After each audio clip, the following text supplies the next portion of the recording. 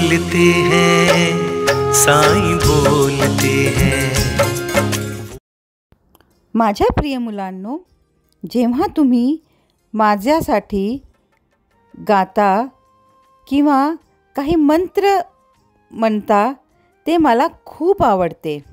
काहीही असो, जेव्हा तुम्ही माझ्याशी तुमच्या प्रत्येक आनंद आणि दुःख, तुमची विजय आणि पराभवाबद्दल अविरतपणे बोलता तेव्हा मला ते आवडते.